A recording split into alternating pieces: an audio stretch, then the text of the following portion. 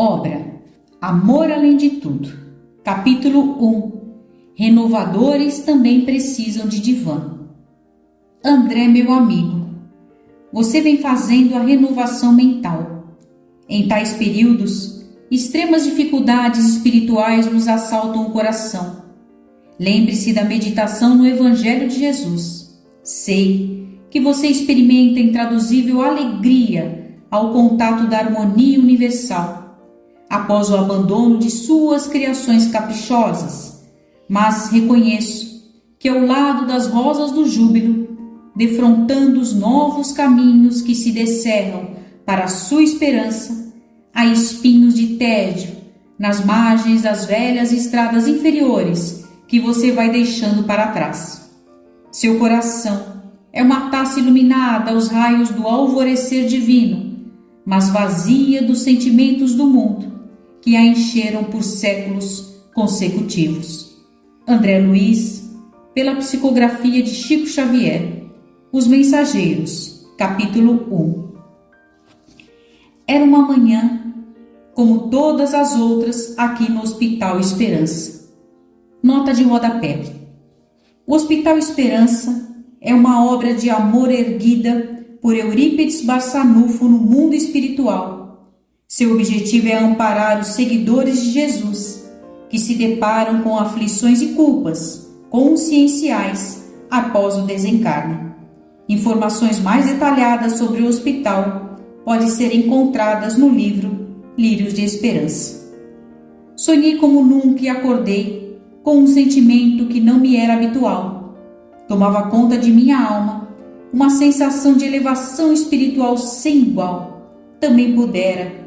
Na noite anterior, tivemos mais um encontro com Chico Xavier. Eu e um pequeno grupo composto por Odilon Fernandes, Antusa Ferreira, Rômulo Joviano, Domingas, Paulino Garcia, Zeca Machado, Maria Modesto Cravo, Manuel Roberto, dentre outros amigos dos primeiros tempos da doutrina em Minas Gerais, fomos encontrá-lo em desdobramento durante o sono. Ouvimos Chico pedir aos escritores espirituais mais amor para com todos, especialmente para com aqueles que são orientados pela doutrina espírita. Não saía da minha recordação a palavra sábia e lúcida do benfeitor quando mencionou a conhecida advertência de Pedro. Mas, sobretudo, tende ardente amor uns para com os outros, porque o amor cobrirá a multidão de pecados. Ele nos pediu mais exemplos do que alertas. Com seu olhar profundo, entre várias reflexões muito oportunas, destacou a importância dos livros que temos enviado ao mundo físico por meio da psicografia e nos fez um apelo rico de ternura, rogando que os ensinamentos mediúnicos sejam salpicados com a docilidade do afeto, para tocar os corações mais abertos à renovação, e que nossas posturas falem mais do que nossas palavras, ou seja, pediu-nos mais atitude, menos filosofia. Depois de me aprontar para o dia, fui para os jardins do Hospital Esperança, em estado de recolhimento, como se ainda estivesse naquele encontro com Chico. Quase sempre faço um movimento contrário quando me encontro nesse estado reflexivo. Saio para fora de mim e vou trabalhar. Realizar o que posso por alguém em condições piores que as minhas. Naquele dia, porém, senti-me obrigado a parar por um instante. Sentei-me em um dos bancos dos floridos jardins de Eurípides e senti que me alcançava um refrigério, um bem-estar. Logo busquei a oração e a reflexão. Abri meu dispositivo eletrônico de leitura e consultei Fonte Viva, um dos livros mais inspiradores da produção mediúnica de Chico Xavier enquanto encarnado. Ocasionalmente, o livro foi aberto na lição 159, cujo título é Na Presença do Amor. Aquele que ama a seu irmão está na luz e nele não há escândalo. João 2:10. Quem ama o próximo sabe, acima de tudo, compreender. E quem compreende sabe livrar os olhos e ouvidos do venenoso visco do escândalo, a fim de ajudar, ao invés de acusar ou desservir. É necessário trazer o coração sob a luz da verdadeira fraternidade, para reconhecer que somos irmãos uns dos outros, filhos de um só Pai. Enquanto nos demoramos na escura fase do apego exclusivo a nós mesmos, encarceramo-nos no egoísmo e exigimos que os outros nos amem. Nesse passo infeliz, não sabemos querer senão a nós próprios, tomando os semelhantes por instrumentos de nossa satisfação. Mas, se realmente amamos os companheiros de caminho, a paisagem de vida se modifica, de vez que a claridade do amor nos banhará a visão. Ama, pois, e assim, como a lama jamais ofende a luz, a ofensa não mais te alcançará. Saberás que a miséria é fruto da ignorância e auxiliarás a vítima do mal, nela encontrando o próprio irmão necessitado de apoio e entendimento. Aprenderás a ouvir sem revolta, ainda mesmo que o crime te procure os ouvidos, e cultivarás a ajuda ao adversário, ainda mesmo quando te vejas dilacerado, porque o perdão com esquecimento absoluto dos golpes recebidos surgirá espontâneo em teu espírito, assim como a tolerância parece natural na fonte que acolhe no próprio seio as pedras que lhe atiram. Ama e compreenderás. Compreende e servirás sempre mais cada dia, porque então permanecerás sobre a glória da luz, inacessível a qualquer incursão das trevas. Com esse puxão de orelha de Emmanuel, comecei a pensar em algo que já vinha consumindo minhas reflexões ultimamente e que se intensificou com a fala do nosso benfeitor na palestra da noite anterior. De uns tempos para cá, pensava comigo, o meu papel como escritor tem ajudado muita gente, entretanto, sinto que a minha veia de homem autêntico também desperta o meu lado mais difícil, um tanto agressivo. Do lado de cá, no plano espiritual, algumas vezes beirei a irritação com o que via e ouvia no movimento espírita no plano físico. Bastava uma palavra mais forte e da atitude autêntica eu pulava para a rispidez, que não educa nem desperta. Tem gente que acha que desencarnado não tem drama de consciência, e ali estava eu, fazendo um exame de todas as minhas ações de trabalho realizadas até esse momento. Eu mesmo sempre tive uma boa dose de insanidade em minha vida mental, e naquele momento lá estava ela, com tudo a me martirizar. Naquela situação, o impulso para as reflexões foi muito intenso. Eu precisava pensar um pouco. O versículo inspirador usado por Emmanuel ficou martelando em minha mente. Aquele que ama seu irmão está na luz e nele não há escândalo. Minhas ideias direcionadas para os corajosos renovadores no movimento espírita não alcançavam em sua plenitude os objetivos transformadores a que me propunha, pois os renovadores usavam-nas como bandeira de discórdia para desacatar os mais conservadores, engrossando ainda mais os conflitos que já se acumulavam. Completamente envolvido em meus pensamentos, fui despertado por uma fala suave. Jesus disse que seria necessário um escândalo. Modesta? Estava em transe, Inácio, brincou a minha querida irmã, assentando-se ao meu lado e passando a mão em minha cabeça, da forma como se acaricia um filho. Não, Modesta, não é transe. Acho que estou ficando gagá e de coração mole, depois da fala do Chico. Ah, isso você já era no mundo físico, brincou novamente. Nisso você tem razão. Acho então que estou aqui com coisa pior do que senilidade. O que foi, Inácio? Continuo com um certo incômodo. As palavras de ontem mexeram com mais profundidade em meu estado íntimo. Qual é o drama? Minha coragem está provocando escândalos demais. Como lhe disse, Jesus afirmou que eles precisariam surgir, mas disse também que ai daquele por quem ele venha. Você está se achando motivo de escândalo? Estou. Parece que ao me expressar com demasiada clareza e sem rodeios, muitas pessoas entendem que estou oferecendo munição para as trincheiras da discórdia que existem entre renovadores e conservadores. Não me arrependo das minhas ideias. É o que estão fazendo com elas que me preocupa e me impulsiona a fazer algo para chamar a atenção para esse fato. Não são todos que agem assim, Inácio. Já te falamos isso outras vezes. Tenho recebido notícias falando de tristes acontecimentos na seara e gostaria de escrever algo que jogasse uma luz de amor sobre isso. Sinceramente, estou te estranhando. Até eu estou me estranhando, Modesta. Estou ficando muito emotivo. É isso que dá conviver com Chico Xavier, brinquei, fazendo uma careta.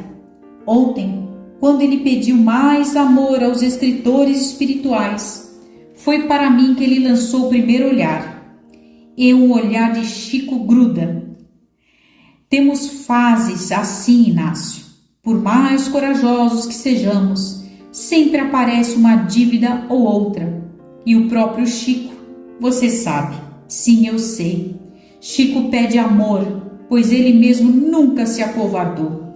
Poucos conheceram sua têmpera de determinação e coragem por trás de sua amorosidade. Ele nunca foi um homem fraco. Talvez eu esteja mesmo cansado de mim.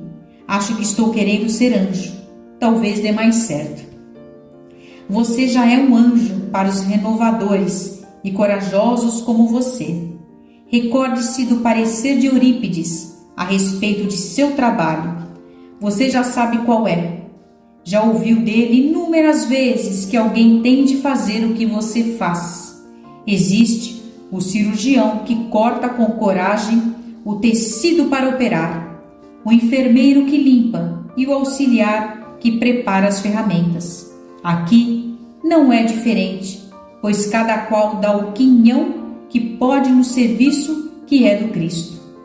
Estou com o sentimento de que preciso fazer um alerta sobre as posturas dos renovadores. Isso não deixa de ser bom. Por que não envia outro livro chamando-lhes a atenção? Meus projetos, já em andamento, não comportam tal propósito por agora. Não posso mudar a programação. Tenho compromissos com Chico Xavier, sua obra e o Evangelho, e tenho falado sobre isso nos textos. Quem não percebe a importância do trabalho que estamos fazendo parece estar mais interessado em fogueiras do que em melhoria espiritual. Por que não procura um novo canal mediúnico? Um que tenha características que permitam sua mensagem fluir de acordo com suas intenções nesse momento? Onde? Quantos médiuns vão querer escrever com um espírito como eu? Qualquer médium que queira escrever comigo vai para o céu. Isso não é tarefa fácil. Inácio, isso não é tão difícil quanto parece. Será que eu conseguiria me conectar com alguém que esteja de acordo com esses novos propósitos? Ser afetivo dá muito trabalho. Prefiro ser direto e reto. Afeto é um caminho de curvas longas e cheias de sentimentos. Se eu achasse, por exemplo, um médium capaz de escrever poesias, tal o seu grau de afetividade, até que gostaria, mas não estaria cumprindo com o que faço de melhor e com o que eu dou conta de fazer por agora. Bom, para o seu aprendizado e o do próprio médium, ambos terão que aprender um com o outro. Poesia não, isso não. Médium poeta é demais para mim. Nem tanto, eu também concordo. As pessoas que podem operar mudanças na comunidade espírita não veriam nessa didática um caminho estimulante. Eles são práticos como você.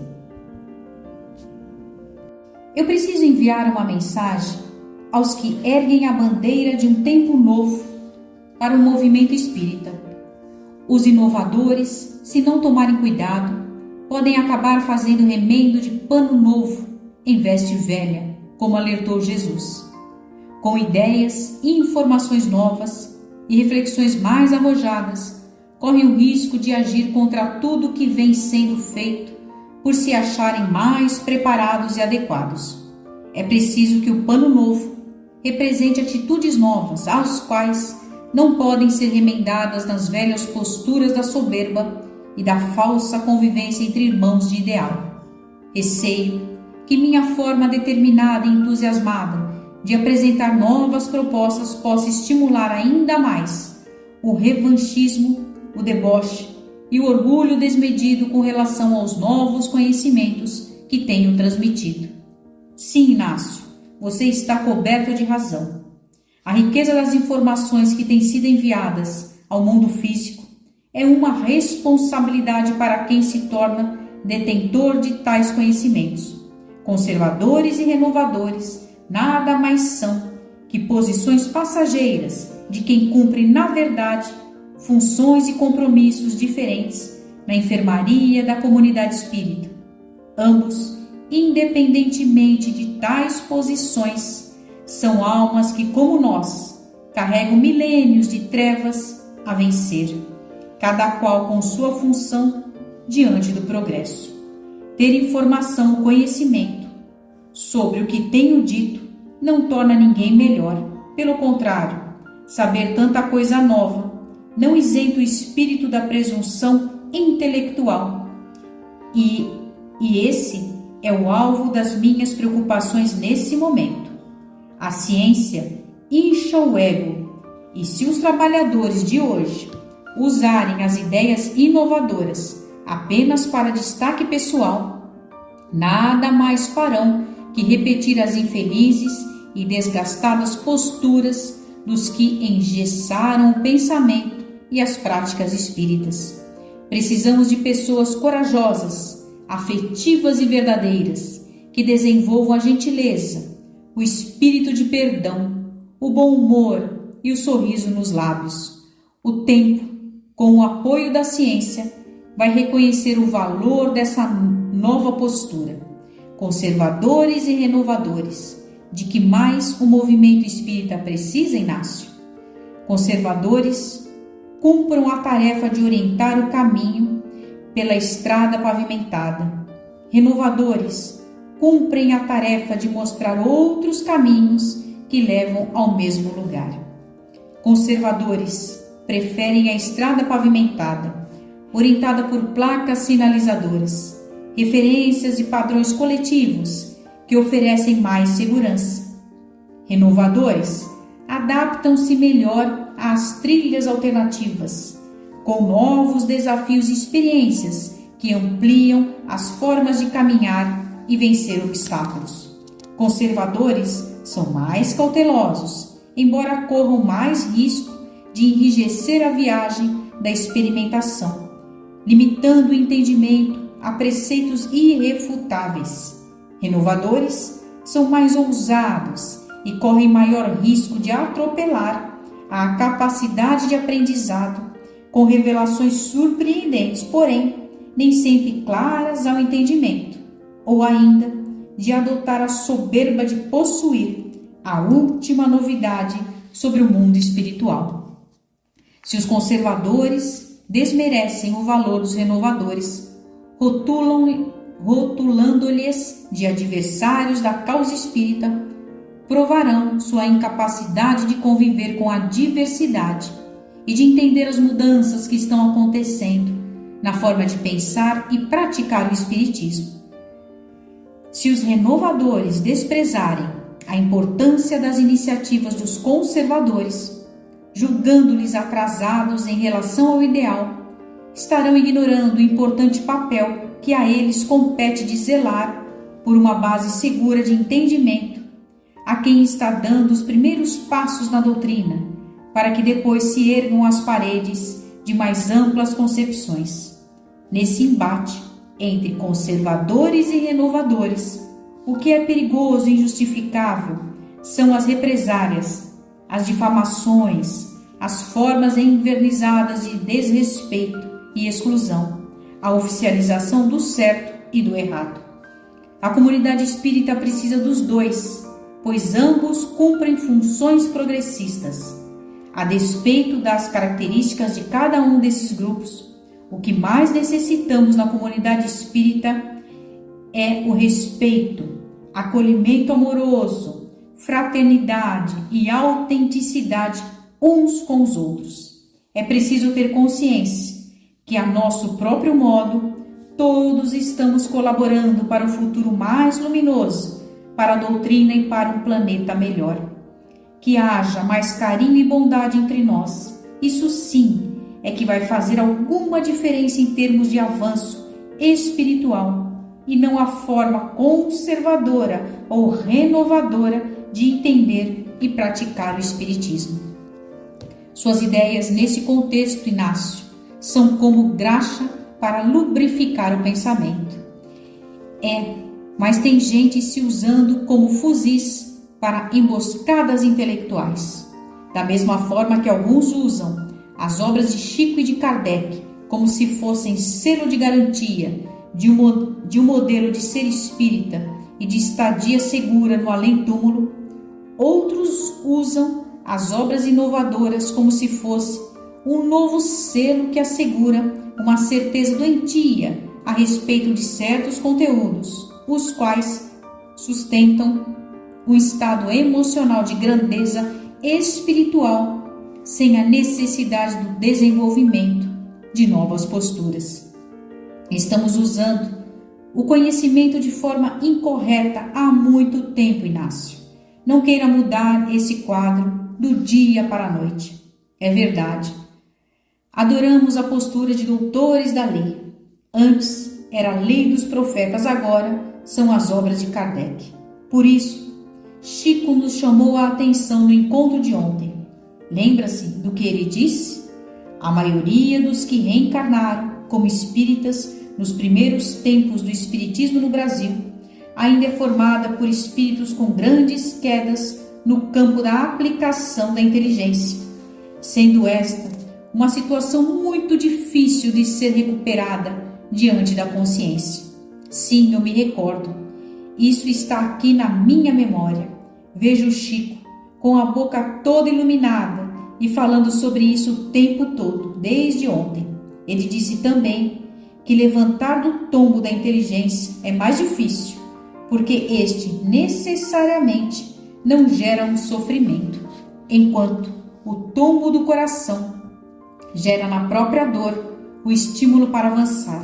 Por isso, sempre acreditei que a inteligência sem os recursos desenvolvidos por meio da dor está mais próxima da insanidade.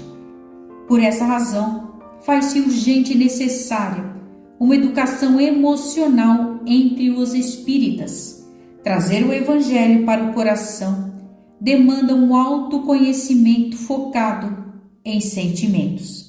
Sem dúvida, Modesta, parece-me inclusive que os espíritas estão precisando mais de um divã do que da tribuna ou de livros renovadores.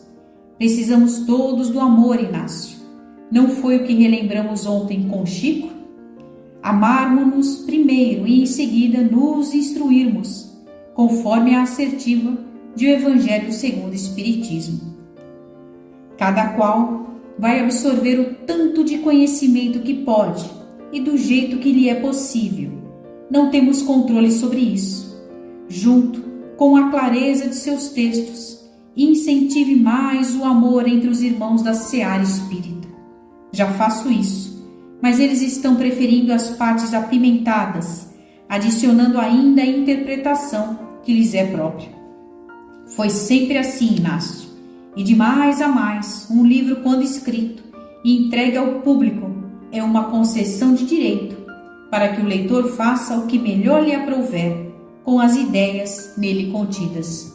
Bom, se não me resta alternativa, me conforta saber que, se eu for para o inferno, por causa das minhas ideias, vai muita gente junto comigo, inclusive você, Modesta. Irei com prazer. Aliás, acho que lá, por enquanto, é mesmo o nosso lugar. Só você mesma para dizer isso. Falei bem mais aliviado daquele estado de loucura passageira. Tenho que ir agora, Inácio, mas fique com mais essa reflexão para seus novos objetivos na escrita mediúnica. Jesus precisa de gente para entrar nos templos e derribar as mesas, conforme diz a mensagem do Evangelho. Vire as mesas, Inácio, vire as mesas com amor. A conversa com Modesta me deu ânimo e esperança. Passei a nutrir melhor disposição de enviar ao mundo físico um alerta claro e firme, especialmente aos que cultivam a posição de renovadores do pensamento espírita. Mesmo antes, já havia lhes chamado a atenção para a postura de cuidados evangélicos com a atitude. Entretanto, via-me agora comprometido a escrever algo que os colocasse com ênfase ainda maior diante de suas consciências e de seus sentimentos cristãos. Minha abordagem teria como tônica a seguinte argumentação: se aqui, no plano espiritual, eu procuro o meu divã constantemente, por que aqueles que estão no mundo físico não fariam o mesmo? Os renovadores são indispensáveis, mas precisam sim de um divã, pois coragem e inovação não podem encontrar nos velhos artifícios do religiosismo os caminhos para uma efetiva melhoria em favor do pensamento e da ação transformadora. Para que tanta loucura, se hoje temos tratamentos especializados para melhorar a mente e o coração? O Centro Espírita consola e esclarece, no entanto, precisa ainda disponibilizar métodos e recursos para as pessoas dispostas a mudanças. Estes serão o suprimento indispensável que dará a essas pessoas suporte para novos voos, a fim de que elas possam se sustentar no aprendizado a que se lançam. Ter uma nova forma de pensar o Espiritismo e a mensagem evangélica e não desenvolver, aplicar e apresentar atitudes que expressem a força e eficácia dessa inovação no pensamento espírita não passa de remendo de pano novo em veste velha. Escrever e pensar da forma que já fazia não era bem o meu drama interior. Por isso, adicionei o versículo inspirativo usado por Emmanuel para ser meu roteiro de luz. Aquele que ama seu irmão está na luz e nele não há escândalo. Resolvi então escrever sobre a queda consciencial de um conservador para convocar os inovadores a dilatarem sua capacidade de amor e respeito. Esse seria um alerta aos pensadores corajosos que estão servindo como instrumentos de renovação e arejamento das ideias espíritas, para que construam também atitudes novas e mais afinadas com o propósito do Evangelho do Cristo. Apesar de compreender que as pessoas no plano físico tenho em mim um exemplo, pelo fato de eu escrever sobre a doutrina espírita, essa ideia não me agrada. Ainda carrego uma sinceridade que pesa e uma autenticidade que fere. Apenas estou desencarnado e tive a chance de relatar o que vejo, como entendo as nuances do espírito e o que sinto. Vocês que me leem e estão sintonizados com o que eu digo, ainda têm a possibilidade de abrir os olhos, pois estão encarnados e com chances enormes de fazer diferente e melhor que o Dr. Inácio, esse velho chato, ranzinza e língua solta. Aproveitem as revelações dos meus textos nesse livro, discutam-nas estudem-nas e, quanto à parte moral, submetam tudo ao Evangelho de Jesus. O que não estiver no eixo com a mensagem do amor dentro da concepção de cada um, esqueçam. Tentaria enviar uma nova obra com foco específico, sugerindo que os renovadores tenham atitudes mais harmônicas, já que tem muita gente acreditando que renovar é destacar os defeitos uns dos outros, diminuir o valor da tarefa alheia, enquanto renovar, na realidade, é criar polos de atração com base em pensamentos e ações que agregam, educam e fazem as pessoas se sentirem mais próximas dos ensinamentos de Jesus. Ninguém renova com o poder de estratégias de convencimento intelectual. Ideias não bastam mais. Renovadores autênticos precisam apresentar iniciativas a respeito da mensagem do amor e do perdão, da caridade e do bem, as quais conquistem as pessoas. Levantei-me daquele banco nos jardins e a única expressão que bailava em minha mente era a última frase de Modesta: vire às mesas, Inácio, vire às mesas com amor.